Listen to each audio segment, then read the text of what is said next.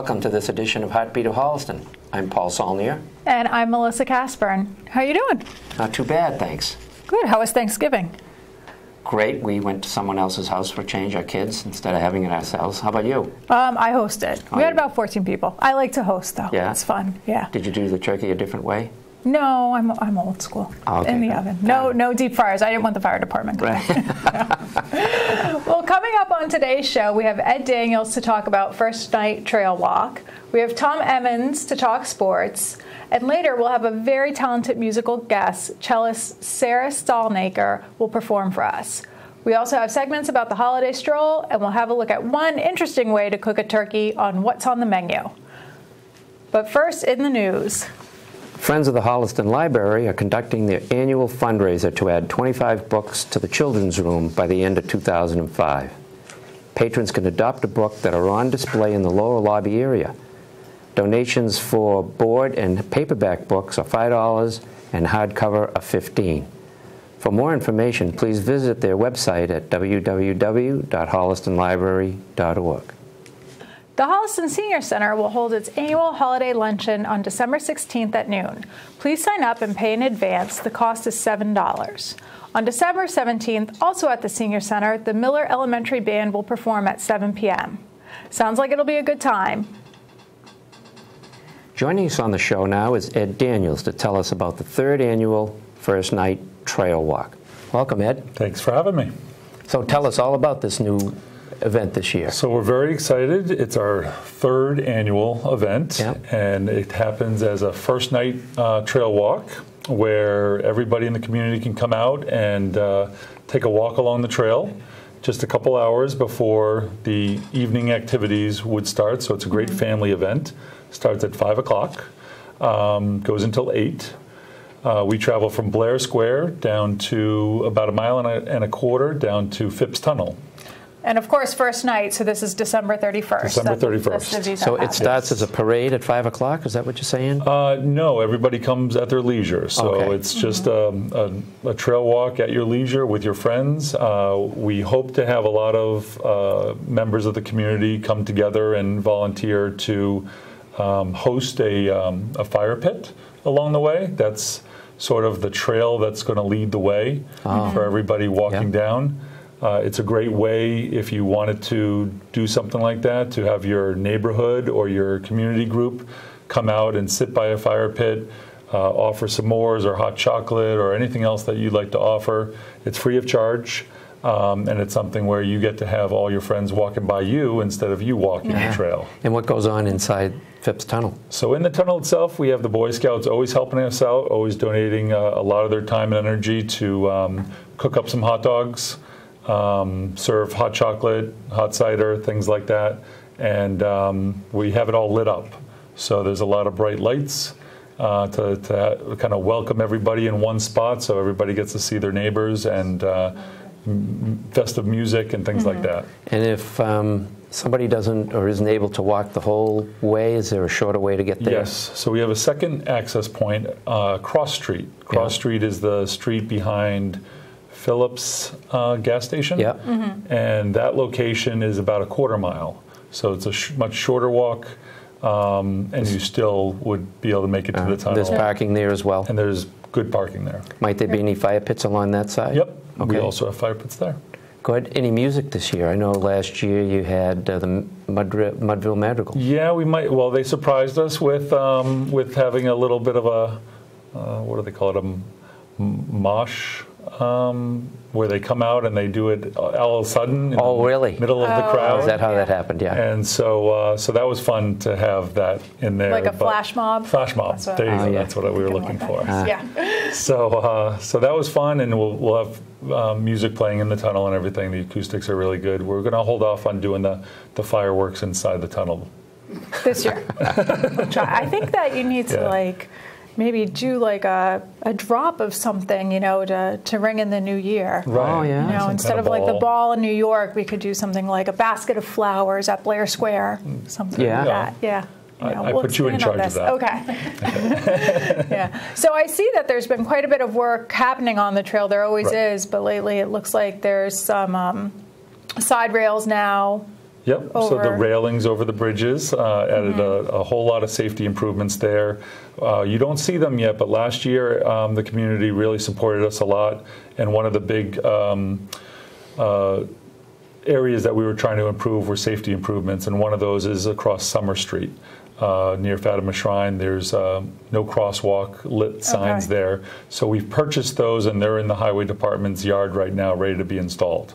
And so those are going to be something that the community has donated funds towards, and you're going to see that actually be implemented in the next, hopefully, weeks. Was it just last weekend that you added a new surface from Phipps Hill cross Street and down? So just a little bit of distinction is that we are the Friends of Holliston Trails, which is the charitable side of the trails. So we run some events to try to make sure we let everyone know in the community how great of a treasure that we have here in town. But the Trails Committee is the town side where they actually do the building and the grants. So you don't want to take credit for that. I don't want to take credit for that. I attend their meetings, but only to show them. I was on that resurface today. It's very nice. Yeah, great. Looks a little different color from the other. Oh yeah, it's a little tanner, but yeah, I think it looks natural. Yeah. Yeah, and while I was on there several people running by saying how great it was. They've had a couple of trail closures recently that people should just be aware that we post them on Facebook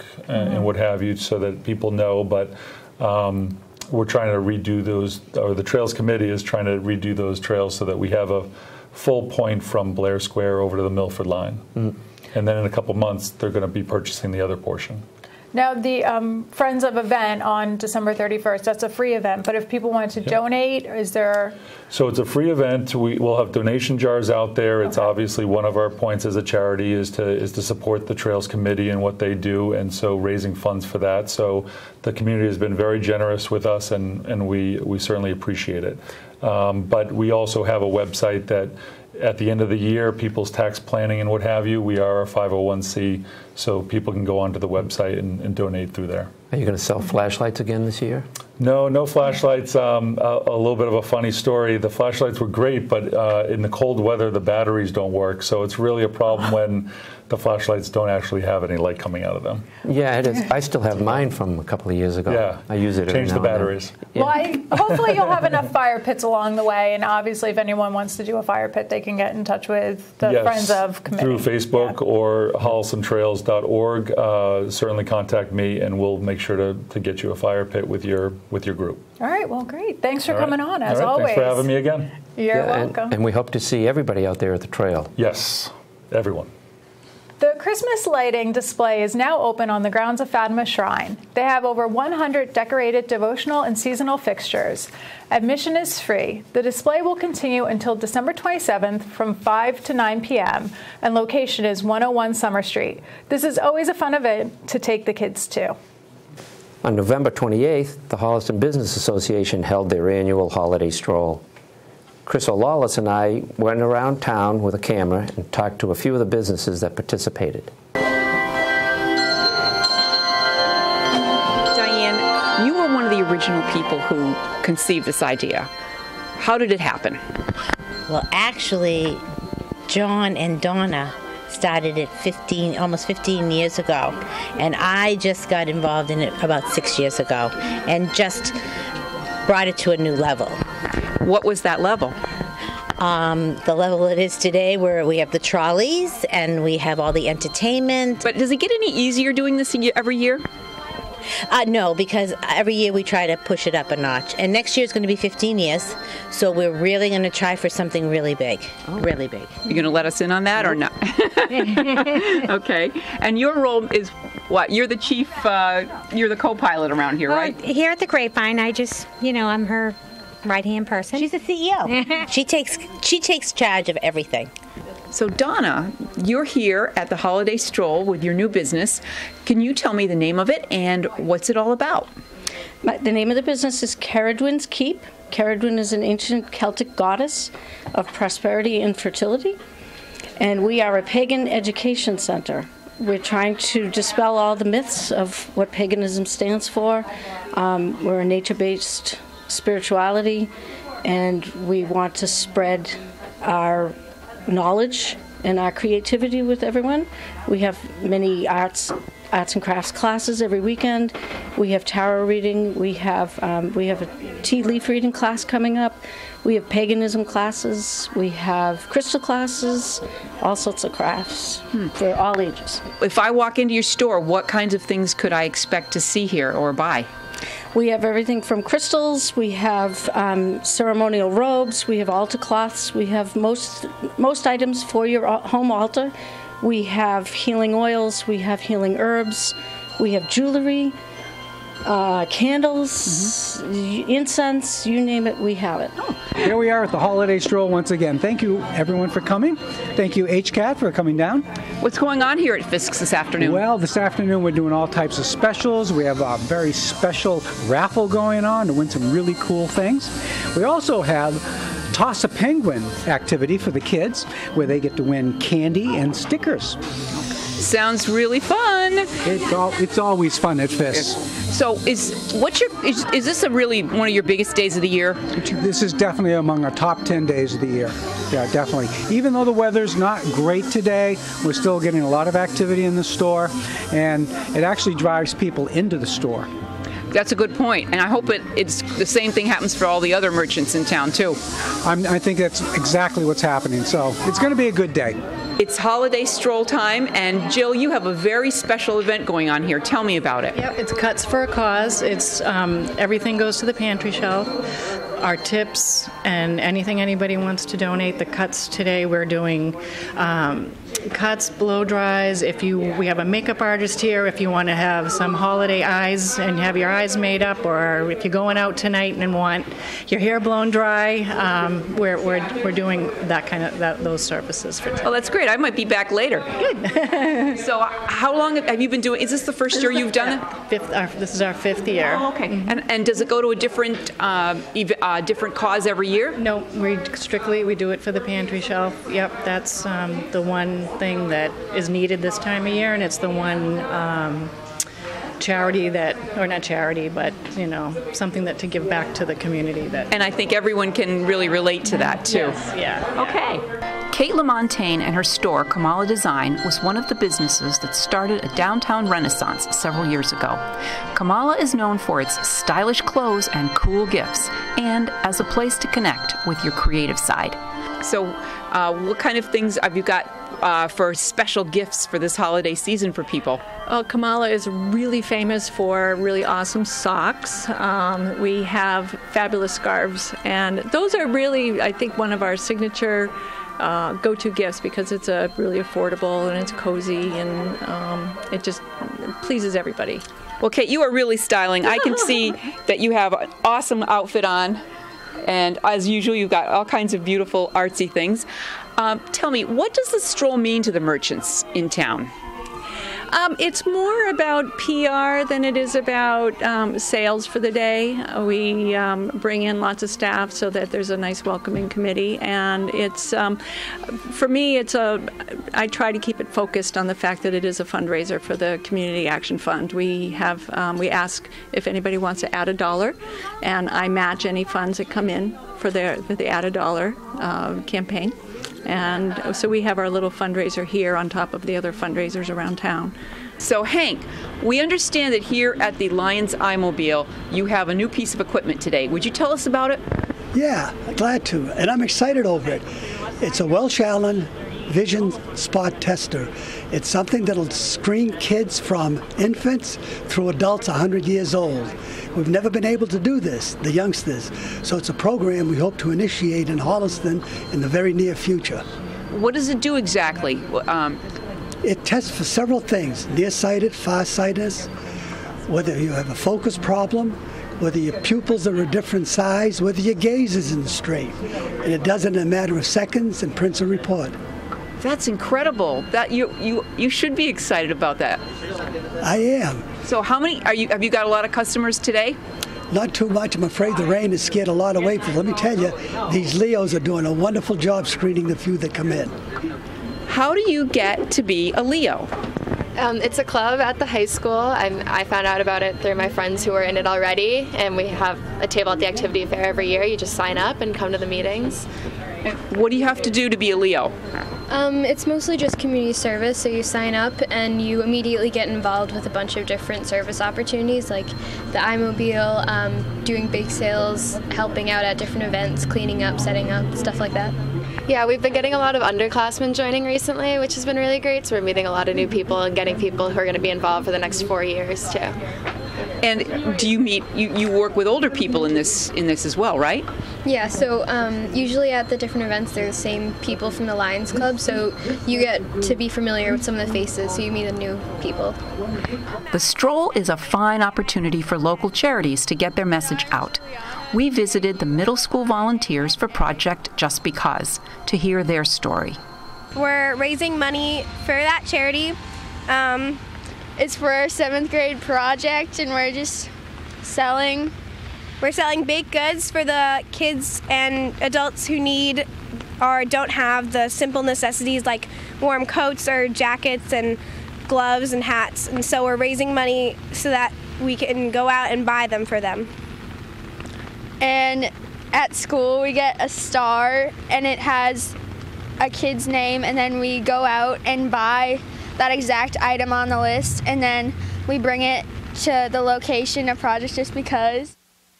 Holliston's holiday stroll would not be complete without music, and the Congregational Church's handbell choir gave a beautiful performance of holiday music in the church sanctuary.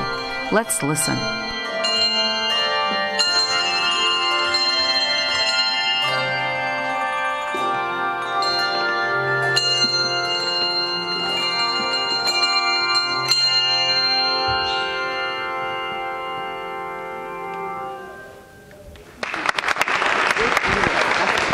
This is the Holliston and Bloom table. What are you guys doing here? What have you got for us?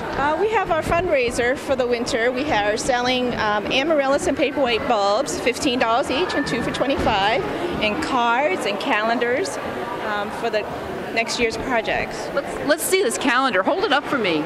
Show me how it works. These are beautiful. There's a local photographer, a lovely woman named Sue Logan, who put together these calendars for us. So it's filled with photos of flowers and local sites. That is really beautiful. All Holliston stuff too. I love it. It's great. Dahlias. So these are all flowers from the mayor's plantation. Even better. Yes. Yes. Show us the amaryllis bulbs. These are burlap and they're stenciled, sewn by me. And includes the potting soil and the bulb and a plastic pot inside in the bag. So these are 15 and 2 for 25. And we also have a few paperweight bulbs as well. Okay. Now, if we can't buy them today, how can we get any of these lovely gift items? Well, we're hoping to sell out today, but if you can't come by today, I guess you can email us on Holliston and Bloom or on Facebook. Despite the rainy weather, everyone who participated in the stroll had fun meeting friends, eating good food, shopping local, and enjoying the sights and sounds of the season. This is Chris O'Lawless for the Heartbeat of Holliston.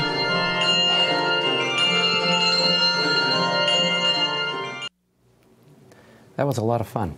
It was. I was down there earlier in the day. We managed to go to the Jewelers and Fists and, of course, Candy Cottage. Really? Yeah. Yeah. Kids want to hit those places. We actually spent about 2 hours doing it. Chris thought she could get it all done in an hour, but we were having so much fun we just kept going. Oh, good. Yeah, it was a lot of fun. The Holliston Police Department is holding its annual Toys for Tots campaign. They're proud to partner with the United States Marine Corps for this heartwarming program that makes so many children and families happier during this time of year. Please consider donating a new unwrapped toy and bring to the police station through the weekend of December 13th. In addition, the Holliston Police Department has teamed up with other local police departments, Framingham, Ashland, and Natick, for the first annual Shop with a Cop event. Do you know someone in need that could benefit from this great program? If so, contact Detective Kiara Ryan at ryan@hollistonpolice.com today. Full details of the program and an application can be found at www.framinghampd.org. The Holliston Food Pantry held its annual pasta dinner with Santa on December 3rd at Anthony's on the Green. Folks were asked to bring a paper goods donation as their admission to the event. The evening wasn't complete without pictures of that jolly old elf. And on top of it all, Sylvia Stickney celebrated her 85th birthday at the event. But who's counting? The event was well attended, and everyone seemed to be enjoying themselves. Joining us now is Tom Emmons to talk sports. Welcome, Tom. Thank you. The Holliston High School sports scene is red hot right now. The fall sports just completed their seasons. Of course, topped off with the big football game at Gillette Stadium, the Super Bowl. The Panthers beat Chicopee Comp 27-6 to be the Division IV state champions for the second time in a row. So really a total team effort, and the whole town seemed to be there. Yeah, it was a great game. We went out for it, and it was perfect weather, perfect game. You couldn't ask for anything better. I'm sure the whole team is really proud, but for those seniors, that's a great way to end their career. We got a chance to interview them after the game. HCAT was down there covering it, of course, and a lot of excitement. Got a lot of great interviews with players and the coaches after the game. So, what's the prediction for next year when the seniors leave? We got some great players coming up, obviously. We have to enjoy this one, Paul. But, always looking forward. But the Panthers have been to the Super Bowl 4 times in 7 years. Unbelievable. So they've been very successful. They've been to the playoffs 6 times in the last 7 years. So I think the forecast is pretty good. Yeah. Some of the accolades have already started to come in. Jack Barrett, the quarterback, was already named by the Boston Herald as the Division IV Player of the Year. Wow. Oh, great. And the Globe named Todd Kiley the Division IV Coach of the Year. There were also 10 players listed to the Tri-Valley League All-Star team. Jack Barrett was the offensive MVP, Sam Athey defensive MVP, and then Matt McIsaac, Tucker Ciricello, Brady Wells, Mark Mulvaney, Zach Schneelock, Justin Keast, Ian McCarthy, and Grant Buchanan were all named to the Tri-Valley League All-Star team. Wow. That's fabulous. Yeah, so it was really a tremendous season for the Panther football team. But they weren't the only ones that were making some waves. Yeah. The boys team qualified for the tournament with 8 wins, 6 losses, and 5 ties. And they had a couple of first-team All-Stars. Kyle Papoulis and Carl Kusalent were both named to the Tri-Valley League All-Star team. And they ended up, they had a great game with Norton where they tied them 0-0, and Norton was a Division III state champion. So they showed that they could play with some of the top teams. Yeah. The girls' soccer team also qualified for the tournament with a couple of first-team All-Stars, Jana Pecht and Alex Panaggio. And they played Medway, which was the Division III runner-up, and they beat them early in the season, 1-0. So both teams are up and coming, a lot of young players. And then one of the exciting ones was the field hockey team. Yeah, I was going to ask you about that. Yeah, which ended up being ranked number 19 in Eastern Massachusetts. They made the tournament for the first time since 2005, and they were Tri-Valley League champs for the first time since 2001. They have a new coach this year, don't they? They've got a second-year coach. Alyssa Wesley is the second-year coach, and she brought in a new system with her, and the girls were very excited about that, and they just had a tremendous season. It's working. 12 wins, 4 losses, and 4 ties. And when they went to the playoffs, they got to host 2 playoff games here at Committee and Field. Both of them were overtime wins. So very exciting. That's tiring. That's hard. That's a lot of work. And both on HCAT. They're up on HCAT television right now. So very exciting. Tri-Valley League All-Stars for the field hockey team. Megan Burke was the MVP. Marissa Ledger, Haley Hanstadt, and their goalie, Kat Berg, who only allowed 7 goals on the season, had 11 shutouts. Wow. So after you digest all the fall sports, then the winter season is just around the corner. Yeah. What can you tell us about that? Anything yet? Well, they're just getting started. The boys' hockey team and the boys' basketball get delayed a week because of the Super Bowl. So the teams have 2 weeks to prepare. But we'll be starting on Friday night with the girls' basketball game. HCAT will be covering that. There's also wrestling, indoor track, and the swim team and the wrestling team. So very busy out at the field house. Yeah, well, you're going to be busy as well. Yes, well, we like to cover the hockey team and also the basketball team on Friday night. And then a shameless plug, we do have the fall senior interview show up on SportView. So if you're interested in the fall sports, you get to meet all the seniors that That's always a great participated show. this year. Yeah, we like to find out what their plans are. Yeah. Yeah. So that's it for sports right now. Sounds like a lot for sports right now. So well, we'll have to have you back as the winter sports progress and see where our teams are. And well, I'm just keeping the seat warm for Jay Wyman, so we'll see about that. Maybe we'll have a little competition between the two anchors. Uh-oh. For who gets to come on next. Yeah. So we'll be looking forward to your report. Okay, thank you. Thanks. Back when the town was a collection of dirt roads and hitching posts, many of the streets in Holliston were lined with elm trees.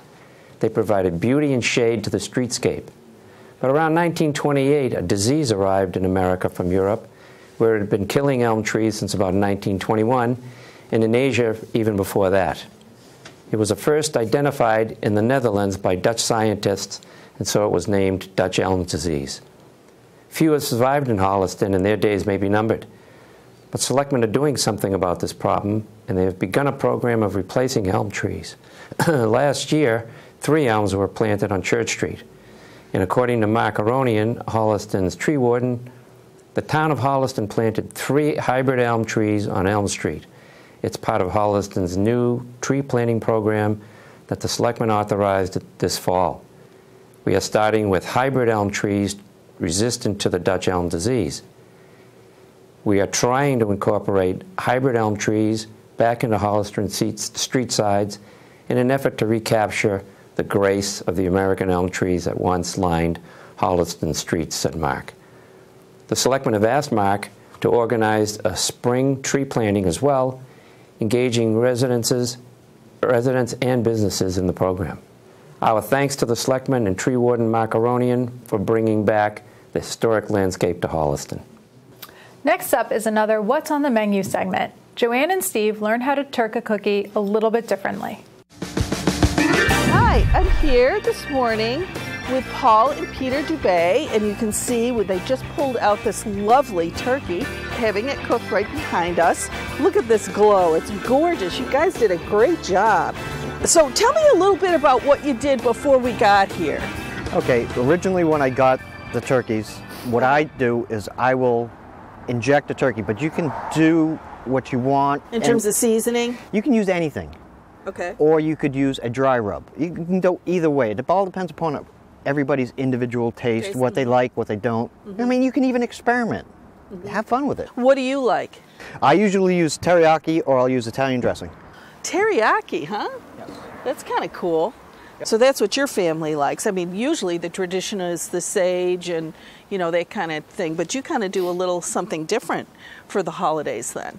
This takes me 1/5 of the time than if I put it in the oven. You can figure on the average for every pound is 3 to 3.5 minutes per pound. So if you have a 12-pound bird, you figure 36, 40 minutes. And there is kind of a safety issue to all of this because, I mean, that's a lot of oil. What's a maximum amount, turkey weight-wise, you can put in a cooker like that? Most of all the turkey fryers, they tell you can go up to a 20-pounder. That's the most you'll be able to fit. Okay. Where I try to stay under anywhere from 15, try not to go more than 18. Yeah. The biggest mistake people make is they use a frozen turkey. You can't because it's still going to have water in it. Yeah. And once oil hits it, water, it's just going to vaporize the oil, and then it's going to go down and hit an open flame, and then you have your mishaps. Yeah. With this type of a piece of equipment, it's safety. You don't walk away from it. You don't leave it. You stay with it the whole time? Stay with it the whole time. Okay. Because something might happen and, Now, you can make this in either regular vegetable oil or peanut oil. Okay. Your big thing is you've got to make sure, or you've got to know if somebody has a peanut allergy. Okay. If that's in question, don't even use it. Go straight to the vegetable oil. It's so much safer for that person. And you never stuff the turkey, right? Not because then that's a problem to put this through. Okay, because most of them come with a hook, or you can get a basket. The hook is easier because usually the skin sticks to the basket, and then people that like the skin Well, there's that piece that's missing, and I'm not happy. Bummer. Yeah, too bad. Yeah. All right, so Paul's going to show us what he does to prep the turkey. Right now, we're going to work on, actually inject the bird. But here's a change of plans. See your hand. Put those on. You get to inject the bird. Oh, great. Okay. I've never done this before, so this is kind of interesting. All right, Okay. so The easiest thing that I found out to do, put that into the bird. first, Yep. Pour that into the tube. Don't fill it all the way. halfway, Half, 3/4 is fine. and this is the teriyaki, right? Yes, it is. Now just go nice and slow. Slow. Oh, it's coming out. Yep. Okay. Wow. Okay. You like the dark wing? Might as well. I do. Put some right in there. Okay. Squeeze away. And you can go accordingly and add more and put it anywhere you'd like. Okay. It all depends upon what you like. I can see where it's dark, Right. where we put it. What it is usually I do is try to inject it the night before. Gives it time to soak into the meat. You marinate steaks and before you put them on the grill. Same general Same idea. thing, right. Yeah. Okay. Now the other thing that we have here is my father was nice enough to make me up a dry rub. Basically all you're going to do is just going to pat it on there. Yep. I've done this before. Okay. Pat it everywhere. Now the fun part. Our all-purpose pan. All right. And our hook. My finger. Put him through. This bird is ready to go. Okay, now what I want you to do is lift the lid up and then back away. Because now this is where everybody makes their big mistake. You're going to put the bird in, but you're going to feed it in slowly. Little bit by little bit. Okay. Wow.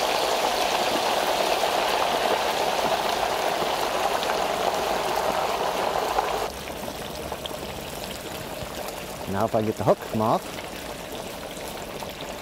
Get it off? Yep. Now Put the lid on? put the lid right back on it. Note the time and then figure we're going to check it in 45 minutes. Okay.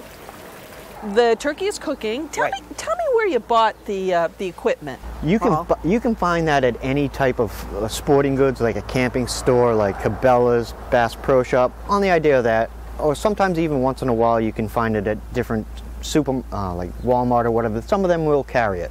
Just got to make sure you get a good quality product. That's the only thing you got to worry about. Okay, what do you mean by good quality? Make sure that it's a nice, good, heavy pot. The burner is really rigid. You want something that's going to last you a while. Thanks so much for having us. This was excellent. I learned a lot today. Thanks, Paul.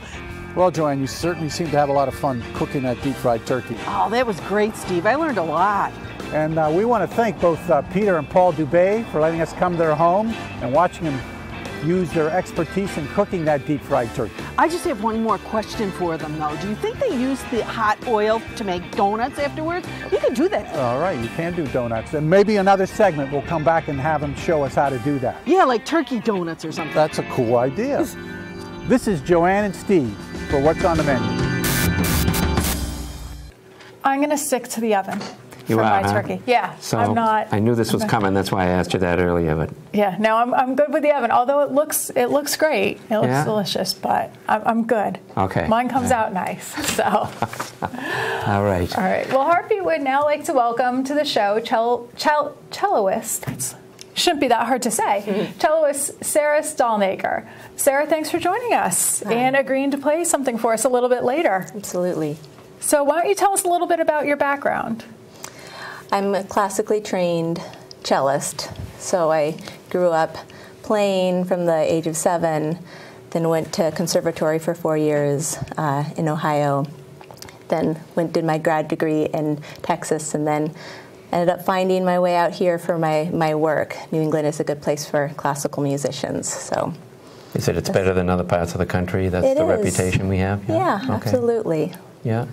Now, did you start out playing the cello, or did you dabble in other string instruments? I come from a instruments? musical family, so they threw various instruments at me until one stuck. I started on piano and violin, and I think the first time I saw a kid playing cello, I ended up flipping my violin upside down and playing it like a cello until, of course. Wow. Is the rest of the family into classical music?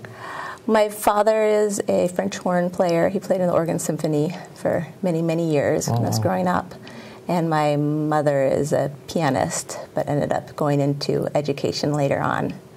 So where are you playing these days? Well, I'm playing with a woman named Judy Stillman down in Providence tomorrow for a couple concerts. I'm doing a concert down at the Rizziti Museum in the Grand Gallery next week, the Strauss Sonata, so that's with a pianist.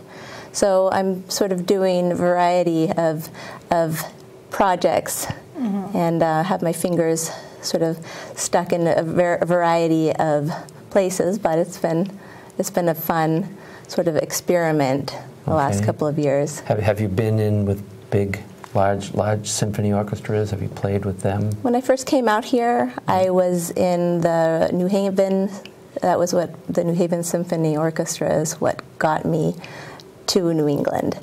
And I also was a very a big part of a beginning initiative in Providence called Community Music Works, which is a string quartet residency in an inner city neighborhood. It's sort of like a string quartet in a university setting. They perform, they teach. In our case, we performed around the neighborhood and around the state, but we taught students in the neighborhood, and it's a nonprofit.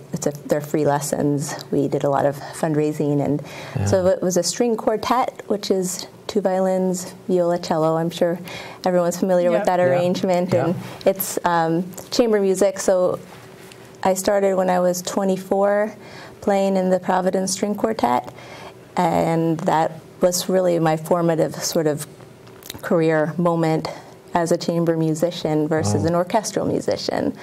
But the orchestra jobs are great and fun, and it's great to sort of be a part of a big community.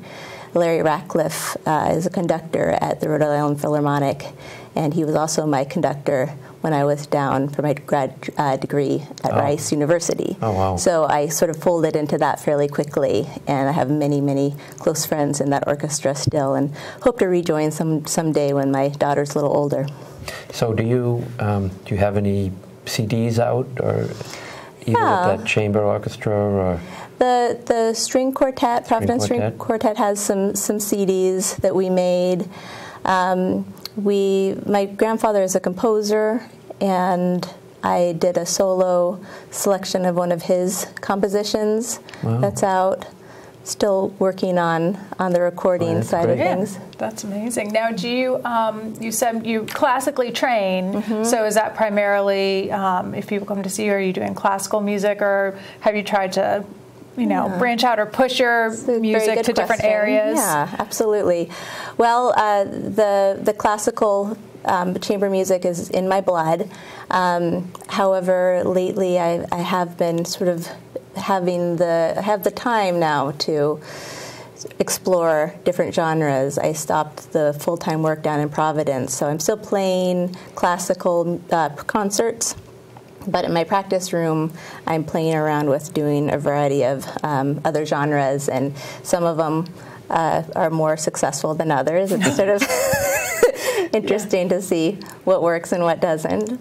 Yeah. Now, as a child growing up in a musical family, it seems like music was just in your blood. But do you have any advice for introducing instruments to your children? Or, because I come from a background where I was a band geek in high school and stuff, and I just think music is great. But sometimes with the kids, it's so hard. You're competing against so many different, other activities. Yeah. Well, I taught for so long that trying to get kids these days to stop and struggle with an instrument long enough to learn it versus all the other things that will perform with one push of a button. That's been hard. And one of the things that I always told my students' parents, and now I tell myself, because my daughter is now learning to play the cello, is that the routine of habit, the only way that you can get this happening, because it's not easy. It's not something the kids will want to do because you have to struggle. It's a great sort of way to teach grit in young students, and yet a really difficult part as a parent is to keep the regularity so that they don't notice how hard it is. As we know, like you exercise for a month straight, everything's fine, you stop for 4 days, and then it's really hard. Well, it's the same thing with an instrument. Anything that pushes you like that, if you just get that, even if it's just 5 minutes, if you get that every day, it becomes sort of routine, and then they get good, they start enjoying it, and the ball gets rolling. But in the beginning years, there's not a lot that comes back. My daughter had a soccer game after her very first practice ever, and in our sort of line, you'd teach a kid for like 2 years, have them practice before they have their first performance, and part of me doesn't like that. I think that we're such perfectionists in this field, just get them out there. But at the same time, there is so much skill just to make a clean sound before you even start. Oh yeah, I was going to say those first few practices I think are hard on the parents too a little bit, not just the kids. Yeah, it's very true. I've heard that many times. Well, thank you so much, Sara, for joining us. And in a few minutes, we are going to let you set up, and then we will hear you play. Great, thanks. All right, thank you. Now we need to give you the answer to our latest Guess Who quiz. On our last show, we asked you to identify this handsome chap. The first 10 people who got back to us with correct answers would win a special gift bag from HCAT. The gift bag includes some wonderful gift certificates from local merchants. A big thank you goes out to all of you who responded. Well, it turns out this one was not too difficult for you. Without further ado, that's right, the handsome chap was our Mayor Bobby Blair. Thank you again to everyone who responded. We'll be contacting the winners right after the show tonight. And for all of you who missed out on this contest, we have another one. Who do you think this is? Look closely now.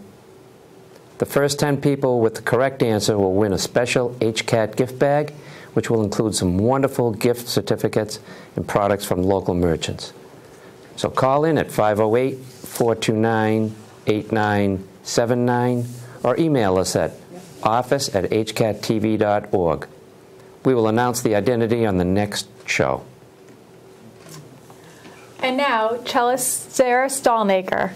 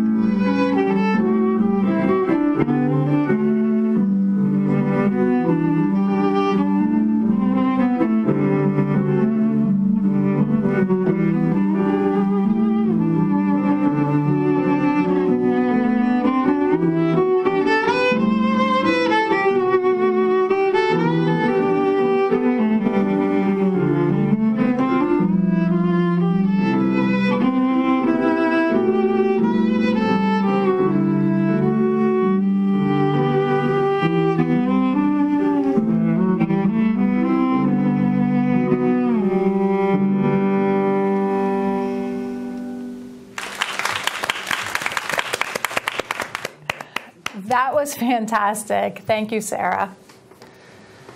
Well, that's a wrap for the show. Let me remind viewers that you can watch Heartbeat of Holliston every Wednesday, Thursday, and Friday at 7 p.m. on Channel 8 on Comcast and on Channel 32 on Verizon. The show is also televised at other times, so check the HCAT schedule. You can also watch us on any electronic device with video on demand at www.hcattv.org. Click on video to find us. You can even stream us on your cell phones. If you don't get email blasts from HCAT TV, you can. We send out announcements when new shows are scheduled to air. Please contact us by email at office@hcattv.org or call 508-429-8979.